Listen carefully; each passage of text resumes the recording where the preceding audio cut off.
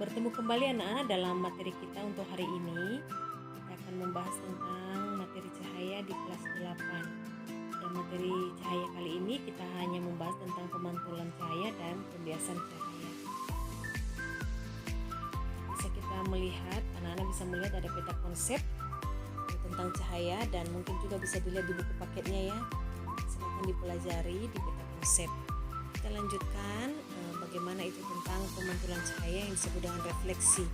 Nah, pemantulan cahaya itu bisa terjadi dengan benda-benda di sekitar kita. Nah, benda-benda di sekitar kita ini dikelompokkan menjadi dua golongan, yaitu ada sumber cahaya, yaitu yang menghasilkan cahaya sendiri. Artinya dia bisa memberikan cahaya dari dirinya sendiri seperti matahari. Kemudian kalau benda gelap, berarti benda yang tidak dapat menghasilkan cahayanya sendiri.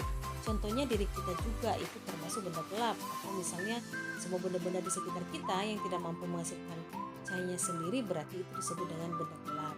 Kemudian benda gelap itu dikelompokkan menjadi tiga, ada yang tembus cahaya, ada yang tidak tembus cahaya, kemudian ada benda bening.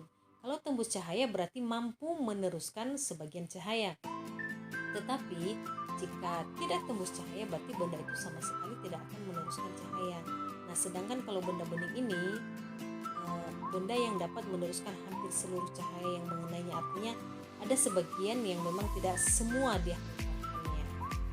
Ya, pemantulan cahaya ini berdasarkan hukum Snellius, maka ada hukum pemantulan ada dua, yaitu yang pertama sinar datang, sinar pantul dan garis normal terletak pada satu bidang datar. Yang kedua, sudut datang dan sudut pantul cahaya sama besar. Pemantulan cahaya dibagi atas bermacam, ada yang teratur, kemudian ada yang baur. Kalau yang teratur ini terjadi pada permukaan yang datar, misalnya pada kaca ya, ada terjadi pemantulan pada kaca, maka dia akan meneruskan kembali dengan sangat teratur pemantulannya. Tetapi kalau pemantulan baur itu terjadi pada permukaan yang tidak datar, misalnya pada atap rumah atau genteng, atau misalnya di pohon ya. Kalau di pohon, kalau kita berada di bawah pohon, maka ketika terjadi pencahayaan atau pemantulan cahaya, maka itu akan terjadi pemantulan baur, tidak akan kembali dengan teratur atau tidak akan memberikan efeknya ke kita sehingga kita itu nyaman untuk duduk di bawah pohon.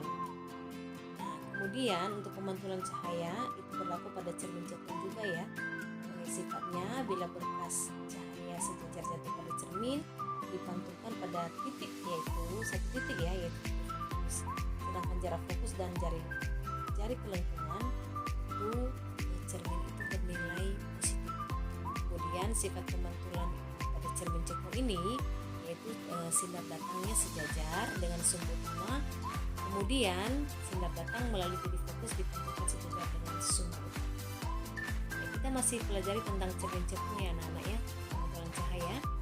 Sinar-sinar istimewa pada cermin cekung yang pertama, sinar datang sejajar sumber utama dipantulkan melalui titik fokus, sinar datang melalui titik fokus dipantulkan sejajar sumber utama, dan yang ketiga, sinar datang melalui titik fokus, titik maksud kami untuk ibu adalah titik pusat kelengkungan dan kembali ke titik pusat kelengkungan itu. Nah, ini bisa dilihat gambarnya ya pada nomor 1, itu juga berbicara tentang sinar datang sejajar sumber utama melalui titik fokus, maka bisa dilihat pada gambar nomor 1.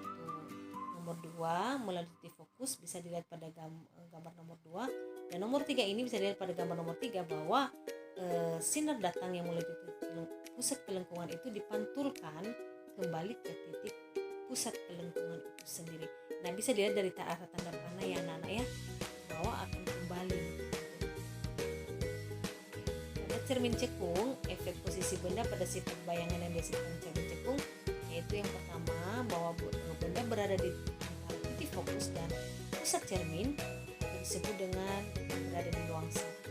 Nah, kalau disebut dengan bayangan, maka di sini ditandain pada gambar dia akan memberikan garis yang putus-putus. Nah, kalau dia garis putus-putus seperti itu menunjukkan dari bayangan itu sendiri, dari benda asli. Sifat bayangan dihasilkan yang pertama ini adalah khusus cermin cekung, yaitu bersifat maya, kemudian bayangan tegak, diperbesar dan berada di ruang 4. Kenapa diperbesar? Bisa dilihat pada gambar. Di gambar ini menunjukkan bahwa bayangan yang garis putus-putus itu lebih tinggi daripada yang benda aslinya, yaitu yang garis tidak putus-putus ya, yang menghadap ke atas yang tegak. Kita lanjut yang kedua, yaitu bahwa benda berada di antara titik fokus dan pusat kelengkungan cermin. Sifatnya yaitu nyata, terbalik, kemudian diperbesar. Anak-anak bisa tahu mana di sini bayangan dan mana yang tidak? Ya, Ibu percaya ya bahwa kalian bisa paham dengan yang dijelaskan pada nomor 1 tadi, bahwa ketika itu kita menggambarkan seperti apa bayangan dalam garis, kalau dia putus-putus berarti itu bayangan, kalau tidak putus-putus berarti itu menunjukkan gambar atau benda yang aslinya. Nah, yang ketiga, benda berada pada jarak lebih besar daripada jari-jari cermin. Ini berada pada ruang ketiga. Kalau dilihat dari gambar, maka ini diperkecil, kemudian berada di ruang luar. Nah, kemudian dia akan bayangannya terlihat nyata ya, dapat ditangkap oleh layar. Dan satu hal lagi, tanda panahnya ke bawah berarti terbalik dari benda asli. Ya, untuk cermin cembung, kalau tadi cermin cekung, sekarang cermin cembung. Sifat sinarnya yaitu sejajar yang jatuh pada cermin cembung dipantulkan seolah-olah berasal dari titik fokus. Nah, bisa dilihat pada gambar ya. Jarak fokus dan jari-jari kelengkungan itu bernilai negatif. Sifat pemantulannya, sinar datang sejajar sumbu utama dipantulkan seolah-olah berasal dari titik fokus. Sinar datang menuju titik fokus dipantulkan sejajar sumbu utama. Baik, Ibu lanjutkan. Bagaimana sinar-sinar istimewa pada cermin cekung? Ya, kita lihat pada gambar. Pada gambar terlihat bahwa ternyata sinar datang yang sejajar sumbu utama itu dipantulkan seolah dari titik fokus. Seolah ya. Kemudian yang kedua, sinar datang yang menuju titik fokus dipantulkan sejajar sumbu utama. Bisa dilihat pada gambar nomor 2. Dan yang ketiga adalah sinar datang yang menuju pusat kelengkungan ya, dipantulkan seolah dari titik pusat kelengkungan itu sendiri. Lihat tanda panahnya ini saling datang ya. Bahwa pertama tadi sinarnya datang, kemudian dia kembali ke arah yang sama. Baik, kita masih melanjutkan efek posisi benda pada sifat bayangan yang dihasilkan cermin cembung. Nah, benda berada di depan cermin atau di ruang 4, maka sifatnya maya, tegak terhadap benda, kemudian diperkecil dan berada di ruang 1. Ya, tetap ya sama ya. Kalau yang tanda garis-garis, ada garis-garis putus, berarti itu menunjukkan benda yang bayangan. Sedangkan kalau garisnya tidak putus-putus, berarti itu benda aslinya. Ya.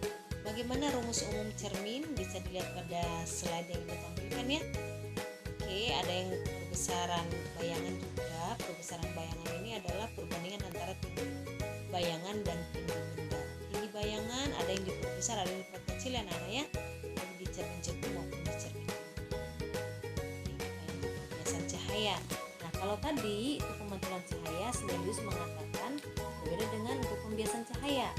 Ya, menurut Snellius untuk pembiasan cahaya, sinar datang, sinar bias dan garis normal terletak pada satu medium.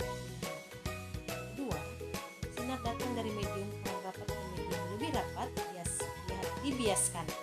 Berarti garis normal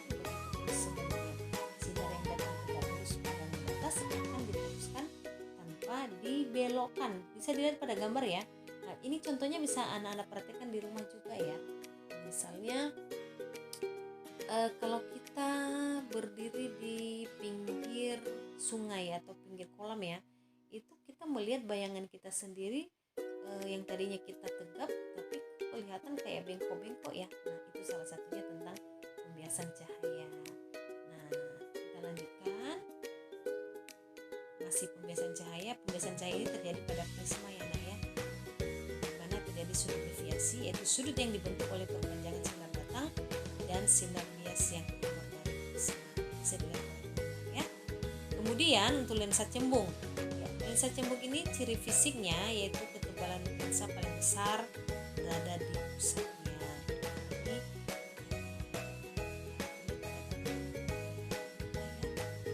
Yang bersifat konveksin yaitu sinar kemudian difokuskan ke satu titik. Nah, yang berikutnya arah pembiasan sinar yang pertama. Sinar datang, sinar sejajar, sumbu utama lensa akan dibebaskan dari fokus sinar yang datang melalui titik fokus pertama dibiaskan sejajar sumbu utama. Yang ketiga, sinar datang melalui titik pusat lensa tidak dibiaskan di titik pusat. Oke, untuk lensa cembung itu sinar datangnya sejajar sumbu utama, dibiaskan melalui titik fokus pusat. Bisa dilihat di gambar yang ya. Kemudian sinar datang melalui titik fokus F2 dibiaskan sejajar dengan sumbu utama. Ya. Sinar datang melalui titik fokus ini tanda panah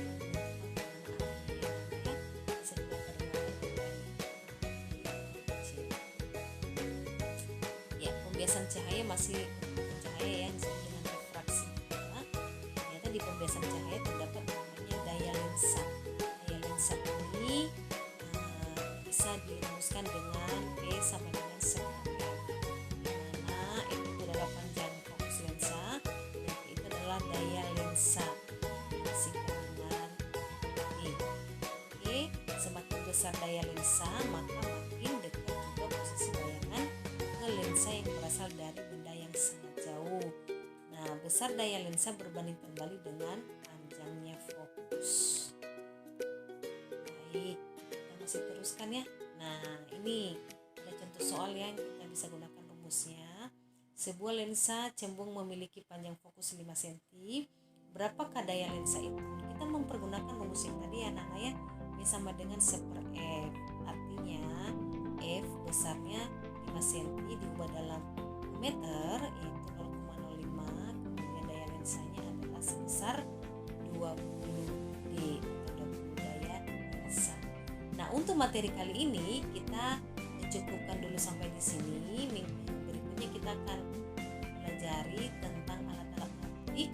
Yang mudah-mudahan anak-anak tetap semangat belajar dan selalu menjaga kesehatan.